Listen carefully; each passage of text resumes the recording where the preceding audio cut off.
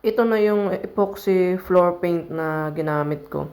And pangit yung sahig talaga guys, umbok-umbok. Pero goods lang.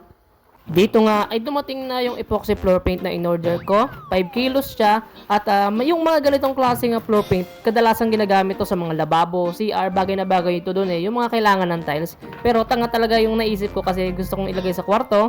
Kahit alam kong kulang, sinubukan ko pa rin. Ganito yung pinaka-size ng 5 kilos. And then meron siyang dalawang bag ng sand and dalawang bag ng epoxy. Paano yung sand? Sand. Kasama na nga rin pala dyan yung panghalo at yung pang-finish, yung parang pang-masilya, ganyan. So, yung nasa bote niyan, yan yung liquid na imimix nyo dun sa pinaka-sand dyan sa loob ng balde. So, kasama na yung panghalo and una nating ilalagay yung pinaka-sand. Dito nga ay isa lang muna yung sinubukan ko, tapos isang bote ng epoxy kung hanggang saan maabot yung kakayanin niya. Ano daw?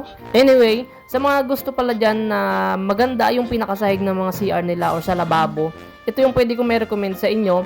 And sa tingin ko, siguro kung halimbawa maliit lang yung CR nyo, 2 kilos, kasyang-kasya na po yan. So yung sa akin kasi 5 kilos, and expected ko na hindi talaga siya kakasya din sa kwarto kasi medyo malapad siya.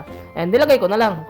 At make sure lang guys para hindi kayo magaya dun sa ginawa ko, na dapat walang alikabok at malinis yung surface na paglalagyan nyo nito para mas kumapit siya at maganda yung kalalabasan. Yung sa akin kasi ang daming alikabok, so nagmamadali ako dyan, gabi na rin kasi. At yun, di ba? Ang nangyari dyan, yun, nangyari na. Yung sahig kasi namin is medyo umbok-umbok na rin, kaya talagang minadali ko na lang. So dapat ay makinis pala para maganda yung resulta. Pero yun, natuyo rin naman siya and maganda rin naman siya. So bagay na bagay nga ito sa mga CR talaga. And yun lang, God bless for all.